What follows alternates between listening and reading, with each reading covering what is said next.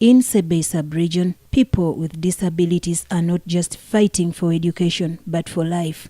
The disabled children are either killed at birth immediately they are identified, while in other cases where the complication presents at a later stage in life, the victims are tied to a tree in the forest to die. Margaret Atia Okwango, the project coordinator for Uganda Society for the Disabled, says that it is such repressive and rough cultures that have made it difficult for people with disabilities in Sebei region to survive. Actually, here it's different. It is either a child with a disability is a curse to a family. It's a shame when they have visitors. That child is under key and lock. They don't want it to come out. They look at it as a shame.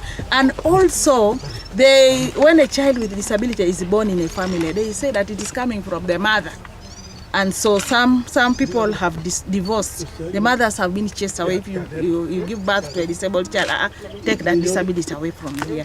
And some of them have been killing these children of disabilities.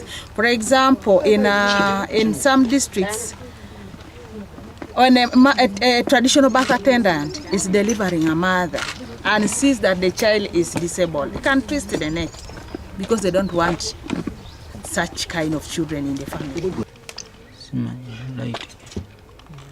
Chilia Stephen is one of the few people with disabilities that have managed to survive this repressive culture against people with disabilities here. He was only helped by the fact that his home was close to the Kenya border and his parents fled him to Kenya before he could fall victim. But the misfortune has followed him even in old age. He now lives in Bukwa district with his wife Jennifer and their 8 children. 3 of them are disabled. This is the family's biggest challenge, dealing with stigma that comes with 3 disabled children, and their father is quite a challenge. The negative attitude, that is stigmatization. That is the worst part of it. That's the worst part of it. Even at school, in the community, those things are there. So there's a lot of mockery and whatsoever. The situation is not only different at school, more often than not compelling the children to drop out. We also know that what makes the children with disability drop out of school is the peers, the bullying at school that they go through. So we try under those child rights clubs to make sure they make the environment disability friendly for the other children. Even at school, for these children to perform accordingly becomes also some of the challenges are that they cannot even perform accordingly because of the negative attitude in class. Despite the Ugandan government's efforts to introduce education for all through UPE in 1997 that gave people with disabilities opportunity to school, there have remained gaps such as inadequate physical structures, including walkways, toilets, corridors, and braille materials for the blind. A child with a disability needs a special sanitary facility.